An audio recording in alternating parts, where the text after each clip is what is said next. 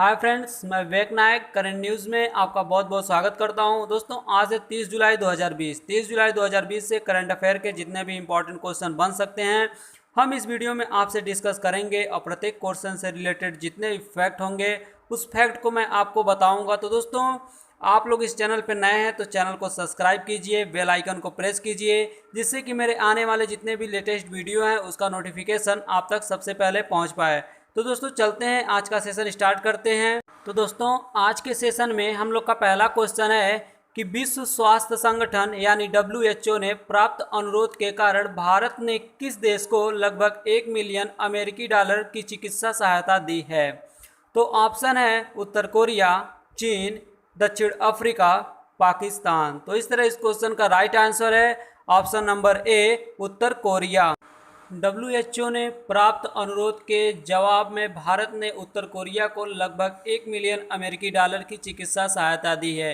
आपको बता दें कि उत्तर कोरिया संयुक्त राष्ट्र सुरक्षा परिषद के प्रतिबंधों को अधीन है। कई देशों ने उत्तर कोरिया के खिलाफ प्रतिबंध लगाए हैं, जिसमें ऑस्ट्रेलिया, चीन, जापान, रूस, दक्षिण कोरिया, ताइवान और संयुक्त राज्य अमेरिका शामिल है। तो दोस्तों, इस क्वेश्चन से इतना। चलते हैं नेक्स्ट क्वेश्चन पे। नेक्स्ट क्वेश्चन है कि हाल ही में नेशनल ग्रीन ट्रिब्यूनल के निम्नलिखित में से किसके वाणिज्यिक उपयोग के लिए कड़े नियम तय करने का फैसला किया है। ऑप्शन है ग्राउंड वाटर, एक्वेरियम जीव, कचरा प्रबंधन, इनमें से कोई नहीं। तो इस तरह इस क्वेश्चन का राइट आंसर हो जाएगा ऑप्शन नंबर ए, ground water. National green tribunal यानी NGT ने वाणिज्यिक भूजल उपयोग के लिए कठोर शर्तें निर्धारित की है। NGT ने पर्यावरणीय प्रभाव आकलन यानी EIA के बिना व्यावसायिक उद्देश्यों के लिए भूजल के उपयोग की सामान्य अनुमति पर प्रतिबंध लगा दिया है। NGT ने सभी क्रिटिकल ओवर एक्सप्लॉयटेड और सेमी क्रिटिकल क्षेत्रों में जल प्रबंध योजना बनाने के लिए 3 महीने की समयावधि प्रदान की है। भारत में लगभग 89% भूजल किसानों द्वारा और 5% उद्योगों द्वारा निकाला जाता है। शेष भूमिगत जल का उपयोग घरेलू उद्देश्यों के लिए किया जाता है। तो दोस्तों, इस क्वेश्चन से इतना ही। चलते हैं नेक्स्ट क्वेश्चन। नेक्स्ट क्वेश्चन है कि जुलाई 2020 में संयुक्त राष्ट्र के मुताबिक भारत के किस शहर में नाइट्रोजन डाइऑक्साइड का स्तर लॉकडाउन के दौरान 70% से अधिक गिर गया है। ऑप्शन है गाजियाबाद, नई दिल्ली, लखनऊ, नोएडा। तो इस तरह इस क्वेश्चन का राइट आंसर हो जाएगा ऑप्शन नंबर बी, नई दिल्ली। जुलाई 2020 में संयुक्त राष्ट्र के मुताबिक नई दिल्ली में नाइट्रोजन डाइऑक्साइड का स्तर लॉकडाउन के दौरान 70% से अधिक गिर गया है। भारत के अलावा अन्य कई देशों में भी नाइट्रोजन डाइऑक्साइड का स्तर नीचे गिरा है। जैसे देखा जाए, चीन में 40% तक इसका स्तर गिरा है, बेल्जियम तथा जर्मनी में 20%, संयुक्त राज्य अमेरिका के विभिन्न भागों में 19 से 40% के बीच गिरावट दर्ज की गई है। नाइट्रोजन ऑक्साइड हवा की गुणवत्ता को कम करती है। यह पार्टिकुलर मैटर के माध्यम में अमोनिया के साथ मिलकर ओजोन परत को नुकसान पहुंचाती है। यह कैंसर और सांस की बीमारियों जैसे मानव स्वास्थ्य जोखिमों को भी बढ़ावा देती है।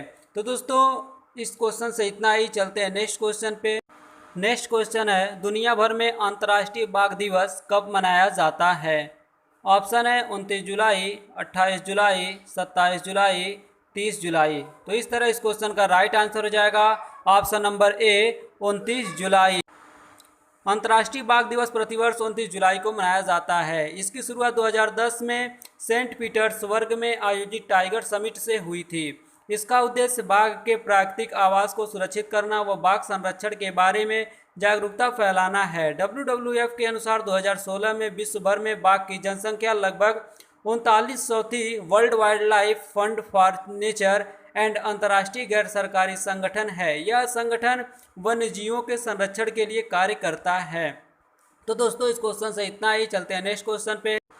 नेक्स्ट क्वेश्चन है कि Indian council for medical research यानी ICMR की चेतावनी के अनुसार भारत 2030 तक किस रोग को समाप्त करने में अपने राष्ट्रीय लक्ष्य से चूक सकता है। ऑप्शन है एड्स, टीबी, हेपेटाइटिस, पैरालिसिस। तो इस तरह इस क्वेश्चन का राइट आंसर हो जाएगा option number A, AIDS. Indian council of medical research ने चेतावनी दी है कि भारत के 2030 तक देश में एड्स को समाप्त करने की राष्ट्रीय लक्ष्य से चूकने की संभावना है। परिषद के अनुसार इसकी मुख्य वजह कोविड-19 के कारण कई स्वास्थ्य कार्यक्रमों की प्रगति का रुक जाना है। आईसीएमआर के अनुसार 2010 और 2017 के बीच नए एड्स संक्रमणों की वार्षिक गिरावट 27% थी। नए लक्ष्य के तहत भारत सरकार ने 2020 तक देश में एड्स को 75% तक कम करने का इरादा किया था। देश में एड्स के कारण मरने वालों की संख्या सालाना लगभग 69,000 है। तो दोस्तों इस क्वेश्चन से इतना ही। चलते हैं नेक्स्ट क्वेश्चन पे। नेक्स्ट क्वेश्चन है कि यूएन की आतंकवाद पर आई रिपोर्ट के अनुसार भारत के किन राज्यों में आईएसआईएस के आतंकवादियों की पर्याप्त संख्या बताई गई है। ऑप्शन है महाराष्ट्र, मध्य प्रदेश, केरल, कर्नाटक, आंध्र प्रदेश, तमिलनाडु, असम, त्रिपुरा। तो इस तरह इस क्वेश्चन का राइट आंसर है ऑप्शन नंबर बी, केरल और कर्नाटक। संयुक्त राष्ट्र की रिपोर्ट ने हाल ही में चेतावनी दी थी कि केरल और कर्नाटक में आईएसआईएस आतंकवादियों में उल्लेखनीय वृद्धि हुई है। रिपोर्ट का शीर्षक था report of the analytical support and sensing monitoring teams concerning ISIS. इस रिपोर्ट में कहा गया है कि अल कायदा के में भारत, बांग्लादेश, पाकिस्तान और म्यांमार से लगभग 150 से 200 आतंकवादी हैं। इस्लामिक स्टेट को Islamic state of Iraq and Syria यानी आईएसआईएस के नाम से भी जाना जाता है। संघीय एजेंसी ने बताया कि दक्षिण भारत में आतंकी हमलों को अंजाम देने के उद्देश्य से अप्रैल 2019 में अल हिंद की स्थापना की गई थी। तो दोस्तों इस क्वेश्चन से इतना ही। चलते हैं नेक्स्ट क्वेश्चन पे। नेक्स्ट क्वेश्चन है कि सिंधु घाटी सभ्यता से संबंधित निम्नलिखित कथनों पर विचार कीजिए। कथन फर्स्ट है, सिंधु घाटी सभ्यता कांस्य युगीन सभ्यता थी जिसका उद्भव ताम्र पाषाण काल में भारत के पूर्वी क्षेत्र में हुआ था। दूसरा कथन है कि इसका विस्तार भारत के अलावा आधुनिक पाकिस्तान और अफगानिस्तान के कुछ क्षेत्रों में भी था। उपयुक्त में से कौन सा या से कथन सही है या है? कूट है, केवल एक, केवल दो, एक और दो दोनों, न तो एक न ही दो। तो इस तरह इस क्वेश्चन का राइट आंसर हो जाएगा ऑप्शन नंबर बी, केवल दो। सिंधु घाटी सभ्यता कांस्य युगीन सभ्यता थी जिसका उद्भव ताम्र पाषाण काल में भारत के पश्चिमी क्षेत्र में हुआ था। इसका विस्तार भारत के अलावा आधुनिक पाकिस्तान और अफगानिस्तान के कुछ क्षेत्रों में भी था। सबसे पहले चार्ल्स मेसन ने इस सभ्यता का पता लगाया जिसका सर्वप्रथम विवरण उनके द्वारा 1842 में प्रकाशित पुस्तक में मिलता है। वर्ष 1921 में भारतीय पुरातत्व सर्वेक्षण विभाग ने तत्कालीन अध्यक्ष सर जॉन मार्शल ने के नेतृत्व में पुरातत्वविद दयाराम साहनी ने उत्खनन करके इसके प्रमुख नगर हड़प्पा का पता लगाया है। तो दोस्तों इस क्वेश्चन से इतना ही। चलते हैं नेक्स्ट क्वेश्चन पे। हम लोग का नेक्स्ट क्वेश्चन है, कोल विद्रोह के संबंध में निम्नलिखित कथनों पर विचार कीजिए। कथन फर्स्ट है, कोल विद्रोह का स्वरूप आर्थिक और राजनैतिक न होकर केवल धार्मिक था। कथन सेकेंड है, यह विद्रोह छोटा नागपुर के पठार से संबंधित है जिसके प्रमुख नेता बुद्धो भगत थे। उपयुक्त में से कौन सा या से कथन सही है या है? कूट है, केवल एक, केवल दो, एक और दो दोनों, न ही एक न ही दो। तो इस तरह इस क्वेश्चन का राइट आंसर हो जाएगा ऑप्शन नंबर बी, केवल दो। कोल विद्रोह छोटा नागपुर के पठार से संबंधित है। इसके प्रमुख नेता बुद्धो भगत थे। इस विद्रोह का स्वरूप आर्थिक और राजनैतिक था। इस विद्रोह के पनपने का सबसे प्रमुख कारण इस इलाके के जमींदार और ठेकेदारों द्वारा भूमि कर को अत्यधिक बढ़ाना था। इसके अलावा अंग्रेजों द्वारा लागू भू राजस्व व्यवस्था और छोटा नागपुर के राजा द्वारा स्थानीय आदिवासियों को भूमि न देकर दीकुओं यानी बाहरी लोगों को उच्च लगान के साथ भूमि देने की प्रक्रिया भी इस विद्रोह का बड़ा कारण बनी है। तो दोस्तों इस क्वेश्चन से इतना ही। चलते हैं नेक्स्ट क्वेश्चन पे। नेक्स्ट क्वेश्चन है, निम्नलिखित में से किसे यंग बंगाल आंदोलन का प्रवर्तक माना जाता है? ऑप्शन है Mahatma Gandhi, Henry bears Derozio, Annie Besant, Rabindranath Tagore. तो इस तरह इस क्वेश्चन का राइट आंसर हो जाएगा option number B, Henry bears Derozio.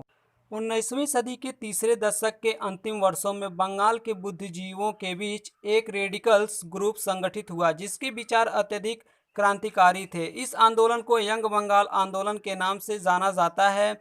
इस आंदोलन के प्रवर्तक हेनरी बियर्स डेरोजियो थे। यंग बंगाल आंदोलन के मुख्य उद्देश्य प्रेस की स्वतंत्रता, जमींदारों के अत्याचारों से रैयतों की सुरक्षा और सरकारी उच्च सेवाओं में भारतीयों को रोजगार दिलाना आदि थे। समाज सुधार के लिए रेडोजियो ने एकेडमिक एसोसिएशन और अन्य कई संगठनों की स्थापना की थी। तो दोस्तों इस क्वेश्चन से इतना ही, चलते हैं नेक्स्ट क्वेश्चन पे। नेक्स्ट क्वेश्चन है कि मौर्य काल के संबंध में निम्नलिखित कथनों पर विचार कीजिए। कथन फर्स्ट है, मौर्य काल में वैदिक धर्म, बौद्ध धर्म, जैन धर्म और आजीवक धर्म प्रमुख थे। कथन सेकेंड है, मेगास्थनीज तथा स्ट्रैबो के अनुसार भारत में दास प्रथा नहीं थी, जबकि मौर्यकालीन अर्थव्यवस्था में दासों का महत्वपूर्ण योगदान था। उपयुक्त में से कौन सा या से कथन सही है या हैं? कूट है, केवल एक, केवल दो, एक और दो दोनों, न ही एक न ही दो। तो इस तरह इस क्वेश्चन का राइट आंसर हो जाएगा ऑप्शन नंबर सी, एक और दो दोनों। मौर्यकालीन समाज की संरचना की जानकारी हमें मुख्य कौटिल्य द्वारा रचित अर्थशास्त्र मेगास्थनीज में, यात्रा वृत्तांत इंडिका, अशोक के अभिलेख और रुद्रदामन के जूनागढ़ अभिलेख में शामिल है। मेगास्थनीज तथा स्ट्रैबो के अनुसार भारत में दास प्रथा नहीं थी, जबकि मौर्यकालीन अर्थव्यवस्था में दासों का महत्वपूर्ण योगदान था। मौर्य काल में वैदिक धर्म, बौद्ध धर्म, जैन धर्म और आजीवक धर्म प्रमुख थे। सम्राट अशोक ने बौद्ध धर्म को अपने शासनकाल में राजकीय संरक्षण प्रदान किया था। तो दोस्तों इस क्वेश्चन से इतना ही, चलते हैं नेक्स्ट क्वेश्चन पे। नेक्स्ट क्वेश्चन है, राष्ट्रकूट वंश के संबंध में निम्नलिखित कथनों पर विचार कीजिए। कथन फर्स्ट है, दक्षिण में राष्ट्रकूटों का शासन पाल और प्रतिहार वंशों के शासन के समकालीन था। कथन सेकेंड है, राष्ट्रकूट शासन इंद्रतिथि के वीर नारायण की उपाधि धारण की थी। उपयुक्त में से कौन सा या से कथन सही नहीं है या हैं? कूट है, केवल एक, केवल दो, एक और दो दोनों, न ही एक न ही दो। तो इस तरह इस क्वेश्चन का राइट आंसर है ऑप्शन नंबर बी, केवल दो। दंती दुर्ग को राष्ट्रकूट साम्राज्य का संस्थापक माना जाता है। दक्षिण में राष्ट्रकूटों का शासन पाल और प्रतिहार वंशों के शासन के समकालीन था। राष्ट्रकूटों की भाषा कन्नड़ थी। राष्ट्रकूट शासक अमोघ वर्ष ने वीर नारायण की उपाधि धारण की थी। राष्ट्रकूट शासक कृष्णतिथि ने रामेश्वरम में कृष्णेश्वर और गंडमार्तांड्यादित्य नामक मंदिर बनवाए थे। तो दोस्तों इस क्वेश्चन से इतना ही, चलते हैं नेक्स्ट क्वेश्चन पे। नेक्स्ट क्वेश्चन है, प्रथम दिल्ली दरबार का आयोजन निम्नलिखित में से किस वायसराय के कार्यकाल में किया गया है? तो ऑप्शन है Lord Lytton, Lord Curzon, Lord Hardinge, Lord Ellenborough. तो इस तरह इस क्वेश्चन का राइट आंसर हो जाएगा option number A, Lord Lytton. प्रथम दिल्ली दरबार का आयोजन लॉर्ड लिटन के कार्यकाल में 1877 में किया गया। इस आयोजन में इंग्लैंड की महारानी विक्टोरिया को भारत की साम्राज्ञी घोषित किया गया और उन्हें कैंसर ए हिंद की उपाधि दी गई थी। तो लॉर्ड कर्जन के कार्यकाल में वर्ष 1903 में द्वितीय दिल्ली दरबार का आयोजन किया गया, जिसमें इंग्लैंड के सम्राट एडवर्ड सप्तम की राजपोशी की घोषणा की गई थी। तीसरे दिल्ली दरबार का आयोजन लॉर्ड हार्डिंग के कार्यकाल में वर्ष 1911 में किया गया। तो दोस्तों इस क्वेश्चन से इतना ही, चलते हैं नेक्स्ट क्वेश्चन पे।